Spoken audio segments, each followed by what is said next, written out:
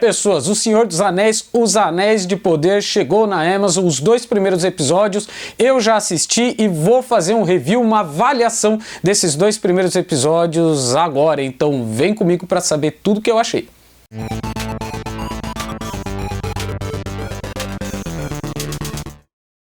Pessoas, O Senhor dos Anéis, Os Anéis de Poder é a série da Amazon que é ambientada na Terra-média. A Terra-média é escrita por Tolkien e baseado, em contos e textos de apêndice do escritor. Ele não é baseado em um livro específico. Vamos começar falando aqui dos aspectos técnicos dessa série, porque, como eu falei no vídeo passado, essa é a série mais cara já produzida para televisão e para o streaming, e isso tem razão de ser. Logo que você abre ali o aplicativo da Amazon, quando você vai assistir, você já percebe uma diferença gritante de outras séries. Primeiro que ela é gravada naquele formato de cinema 16:9, ou seja, ele cobre a tela inteira e tem aquelas tarjas pretas tanto em cima quanto embaixo, então você já percebe que há uma grande diferença aí. Outra coisa também que é absurda, a gente vê que o Peter Jackson, ele realmente fez escola, porque a gente tem aquelas tomadas aéreas que são típicas da trilogia do Peter Jackson, na direção do J.A. Bayona, que já dirigiu alguns outros filmes também com uma pegada bem diferente do que a gente tem aqui. Outra coisa bem interessante para falar dos aspectos técnicos é que os efeitos visuais, a grande maioria deles é feito em sistema de efeito prático, ou seja, você não tem CGI, você tem o efeito que é feito por meio de cabos que são colocados, ou a própria indumentária dos personagens ali, então tudo isso é feito de forma prática. E mesmo CGIs, a parte que é gráfica, que é computação gráfica, ela é muito bem renderizada. Outra coisa que eles focaram bastante foi fazer tomadas externas em ambientes reais, para não ter aquele efeito de você pensar que é um negócio meio descolado, alguma coisa que não é real, apesar de termos ali cenas que também foram gravadas em chroma key, com tela verde, ou aquele sisteminha lá que estão utilizando mais moderno agora, mas ficou bem bacana todos esses aspectos. A iluminação e a fotografia são impecáveis, então quando você abre, você começa a assistir, você já vê que é algo absurdo, totalmente diferente do que a gente viu até hoje. Essa série se passa na Segunda Era, então aqui a gente vai ver a criação dos anéis, então a gente vai ver vários personagens que são relatados de forma diferente do que a gente viu no Senhor dos Anéis, só pra gente entender, gente. A Primeira Era é a construção, é a origem do mundo, e tudo isso você consegue saber, tem mais informações lendo o Silmarillion. O Silmarillion conta essa origem, a origem do universo, de todos os povos e todas as raças ali do Senhor dos Anéis. E nessa Segunda Era a gente tem a criação aí dos anéis, e na Terceira Era é o que a gente viu na trilogia do Peter Jackson, com os 3 filmes do Senhor dos Anéis. O primeiro episódio já começa com o prequel da Primeira Era, que a gente tem o conflito entre Morgoth, que é o primeiro Senhor do Escuro, com os elfos, e os elfos saem vitoriosos. E um dos seguidores, o Sauron, ele consegue escapar e ele mata o irmão da Galadriel, e a Galadriel fica revoltadíssima, logicamente, e vai em busca de vingança e para acabar com o mal também. Então a gente tem aí o contexto principal da história, que vai ser a Galadriel correndo atrás do Sauron que matou o seu irmão. E galera, agora vamos para uma avaliação dos personagens aqui. A Galadriel, ela é uma personagem aqui que ela é mais intempestiva, ela tem mais raiva, ela é mais ansiosa, e ela vai em busca dos objetivos dela, especialmente da vingança e da eliminação do mal aí, Então a gente percebe, por ser mais jovem, mas ela é desacreditada por quase todo mundo, porque quase todo mundo acredita que o Sauron, ele já não existe mais, então eles não creem nessa ideia. E ela vai buscar isso com todas as forças dela, inclusive levando um exército,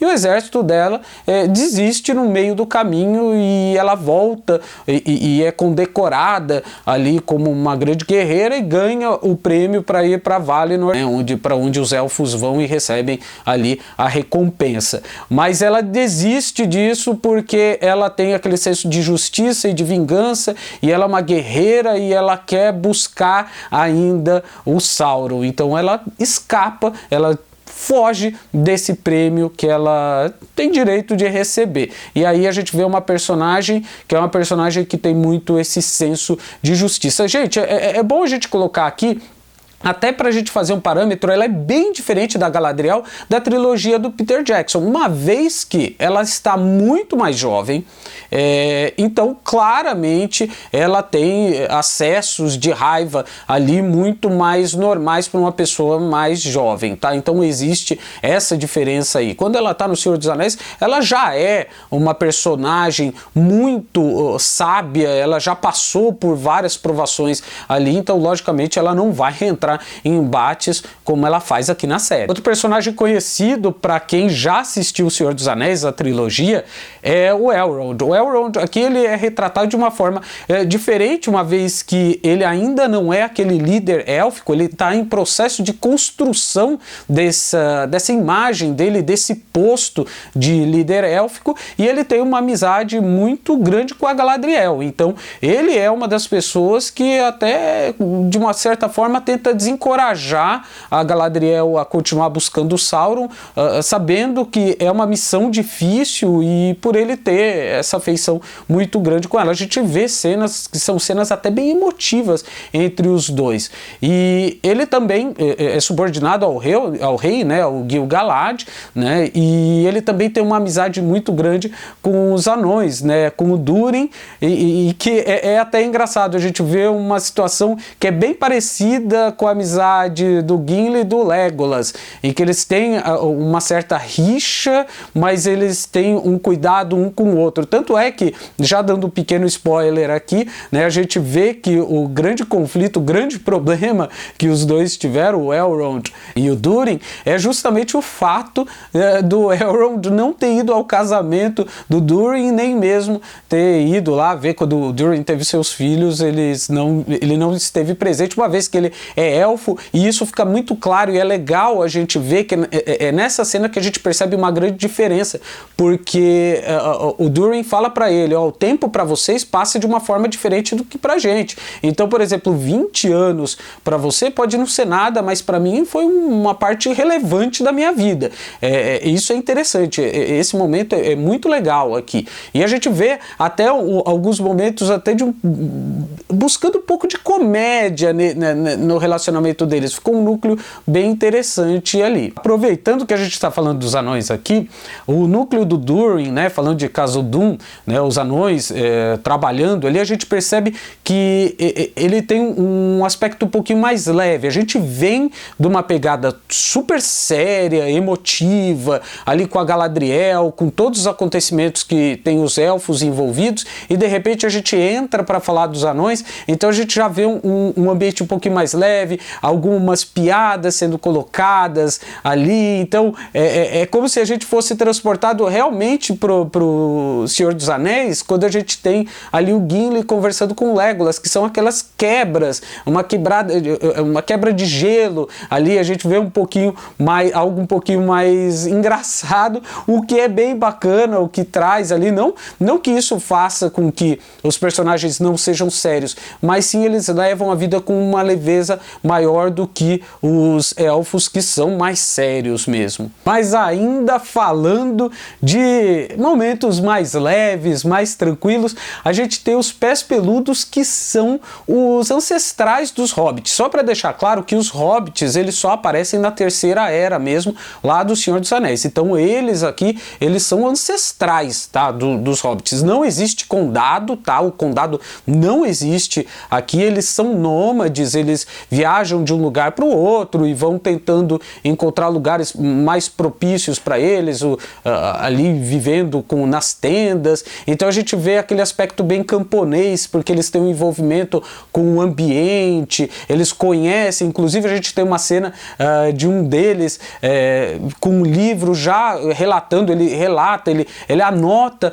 quando as pessoas passam lá, qual a frequência. Então a gente vê algo bem similar do que a gente tinha lá com o condado. E aqui a gente tem uma personagem que é a Nori, que é uma dessas Pés Peludos, que também vai vai ter um papel super importante, tá? Ela que encontra o homem misterioso que cai do cometa, então a gente já tem ali meio que a história se formando e vendo a importância desses personagens que levam a vida mais leve, mais tranquila, e que é o aspecto, aquilo que a gente viu no Hobbit e também no Senhor dos Anéis. Mas, galera, é o seguinte, leveza não dá o tempo inteiro quando a gente está falando de Senhor dos Anéis, quando a gente está falando dessas histórias do Tolkien, falando do bem e do mal, mas aqui a gente também vai falar de relacionamento, de amor, amor proibido. Então a gente tem aqui dois personagens que estão super bem, talvez um dos momentos de grande destaque dos episódios, que é o relacionamento entre o Arondir, que é um elfo,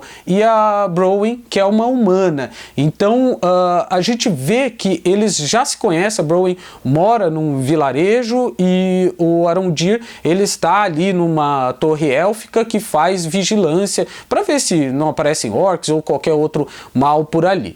A gente já percebe que os humanos, eles já estão meio assim com os elfos, e quando no primeiro momento que a gente vê o Arondir em cena junto com a Browin, a gente já percebe que eles já têm um relacionamento, eles já se falavam, aquilo já tinha sido construído lá atrás e não foi apresentado.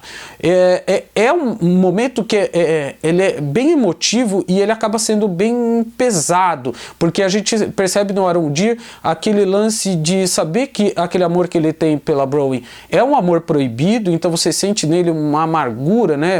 Ele não se sente muito à vontade com aquela situação, apesar dele amar bastante a Browin, e a gente vê que o inverso também é verdade, uma vez que a Browin, ela é mãe, ela tem o filho, e o filho dela tem um pouco de receio desse relacionamento. E parece que ali no vilarejo as pessoas já começam a comentar, e até mesmo entre os elfos, que aparentemente alguma coisa está acontecendo entre os dois. Então a gente tem essa tensão o tempo todo. Eu acho que os dois estão muito bem nos personagens, especialmente o Arondir, porque ele tem essa pegada que me parece muito o Legolas na versão do Hobbit, em que ele também tem um amor, o Legolas tem um amor por uma outra elfa ali, e ele acaba não dando certo porque ela ama um anão, então vira aquele triângulo amoroso, e a gente percebe essa mesma situação aqui no Arondir. E também a Browin, porque ela sabe que é algo meio impossível e ela tem a responsabilidade com o vilarejo, com as pessoas ali, e especialmente com o seu filho. Mas o que norteia aí, né, o ponto que a gente tem, a linha que conduz aí toda essa história, é justamente esse embate entre o bem e o mal, e a gente vê que o mal aqui, ele está presente, mas ele não possui uma forma física, que é o Sauron, que ele deixa a marca dele em alguns lugares, e a Galadriel consegue encontrar essas marcas. A gente vê isso pelo filho da Browin, que tem uma espada com a marca do Sauron, e a gente não sabe até agora como é que aquela espada foi parar ali, o que é aquela espada, por que aquela espada está ali, e a gente vê isso em todos os núcleos. A gente percebe o Gil-galad preocupado também, apesar dele dizer, não é nada, deixa quieto e tal. A Galadriel, a mais preocupada de todas, o Elrond também com uma certa preocupação, e a gente já vê também o processo, o início para se construir, para se forjar os anéis. O Celebrimbor, ele já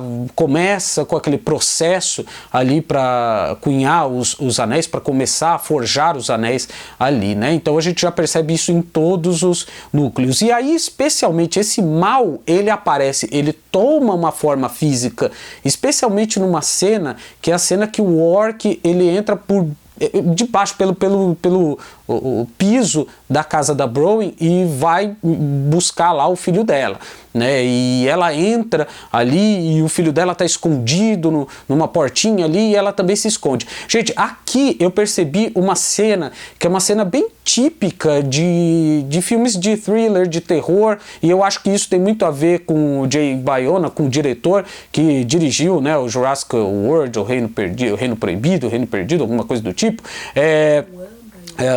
Ele também, o orfanato, dirigiu o orfanato também, então é bem interessante isso, a gente vê o dedo dele ali, e tem uma cara, essa cena para mim ficou com uma cara de Alien, o oitavo passageiro, em que ela se esconde e o orc vai buscar pelo cheiro ali, pela movimentação, então é bem interessante que a gente vê aqui o mal se formando, mas bem aos poucos. E é o seguinte, né? A gente sabe que isso daqui é uma série, é diferente de um filme, é diferente de um livro, então, claro, tiveram que ser feitas algumas adaptações aí, especialmente em encurtamento de tempo, porque a gente sabe que os elfos eles vivem muito mais tempo, então seria muito difícil justificar que humanos estivessem ali ainda, especialmente ali no caso do relacionamento do Arondir com a Browin, não ia fazer muito sentido aquilo, né? Mesmo com os anões ali, ia ficar meio difícil de justificar. Então houve esse encurtamento aí. Alguns personagens eles foram criados especialmente para a série, o que é bem bacana, para preencher algumas lacunas ali, uma vez que a Segunda Era é a menos relatada ali pelo Tolkien, né? Então eles preencheram, colocaram algumas informações ali a mais, né? Então essas adaptações, como foram adaptações que o próprio Peter Jackson fez na trilogia original, alguns personagens ali foram modificados, como é o caso da Arwen, né? Ela foi modificada também, né? Então adaptações elas aconteceram ali, mas nada que tenha me incomodado. E houve um cuidado muito importante em fazer uma mudança de visual, especialmente quando a gente tem núcleos diferentes. Então, por exemplo, os elfos, a gente tem uma paleta de cores bem diferente, a gente tem uma iluminação, que é uma iluminação bem... um negócio que remete a algo bem divino mesmo, então eles são mais eruditos mesmo, o próprio linguajar deles, a própria linguagem, a forma é bem diferente da forma que a gente tem, por exemplo, dos anões, que eles já são mais diretos, eles já são mais brincalhões, né? Então a gente já percebe ali uma mudança, e também quando a gente vai lá para os pés peludos, que a gente vê uma linguagem que é até uma linguagem mais camponesa, e na tradução, até nas legendas, é engraçado que aparece lá sebo nas canelas e tal, então eles fazem várias referências ali, o que é bem interessante, o que ficou bem legal, porque você consegue perceber a diferença entre esses povos, entre essas raças ali. Enfim, eu particularmente gostei muito do que eu vi nesses 2 primeiros episódios, eu achei bem épico, achei o cuidado técnico muito bacana, a história para mim ficou bem legal, e é lógico, gente, aqui tiveram várias adaptações, alguns espaços foram preenchidos ali com roteiristas da própria série, o que é normal, o próprio Peter Jackson também fez adaptações ali na obra, e teve um burburinho, né, que a gente não lembra mais, mas na época que a trilogia original foi lançada, ela também teve esse problema. E aí tem até um aspecto aqui, uma curiosidade, é que em nenhuma obra o Tolkien menciona que os elfos têm orelhas pontudas, e o Peter Jackson ele adotou isso porque já vinha do imaginário das pessoas e tá ok, tá tranquilo. Então, assim, alterações são essas mesmo acontecem, tá? Então, assim, para mim, eu não senti nenhum tipo de desconforto. Aliás, eu me senti muito confortável em voltar à Terra-média, em voltar a esse universo. Eu achei muito legal, me lembrou ali dos anos 2000, começo dos anos 2000 ali, quando eu fui assistir os filmes, daí falando dos livros, né, falando mais desse movimento cultural que os filmes trouxeram, até porque uma outra mídia é diferente, então adaptações vão acontecer. E uma coisa que é bacana, gente, é que trazer essa história para uma mídia, para o streaming, é muito legal, porque você consegue trazer um público mais jovem, um público que hoje não está tão conectado somente com o cinema ou somente aos livros, mas que tem o streaming hoje como um grande veículo, né, para produções, né, para o entretenimento, e isso faz com que mais pessoas vão buscar os livros ali dentro do universo do Tolkien, e isso é super válido, né? Você faz com que as pessoas sejam introduzidas ali ao universo literário. trabalho também. E aproveitando, gente, gostaria de agradecer bastante as pessoas que entraram, os novos chegados aí no canal, agradecer bastante os comentários legais que vocês deixaram aí, obrigado aí pela confiança. Para quem não me conhece, não teve tempo ainda de olhar lá os vídeos anteriores, eu sou Rodrigo Anselmo, eu sou jornalista, falo de entretenimento e cultura pop, desse jeito mesmo, de um jeito leve, de um jeito descontraído, de um jeito para trazer todo mundo aqui para a gente poder conversar e sintam-se à vontade de colocar nos comentários, caso tenha faltado alguma coisa aqui no vídeo, alguma informação que esteja equivocada de repente, ou alguma informação a mais, pode colocar nos comentários aí, é super bacana, isso faz com que a comunidade cresça, que a gente converse, troque ideia aí. Então sejam muito bem-vindos e agradeço demais aí pela confiança. E se você gostou desse vídeo, deixa aquele like esperto, inscreva-se no canal se você não é inscrito e compartilhe aí com os seus amigos, beleza? Semana que vem eu tô de volta com mais coisas da cultura pop. Valeu, abraço e fui!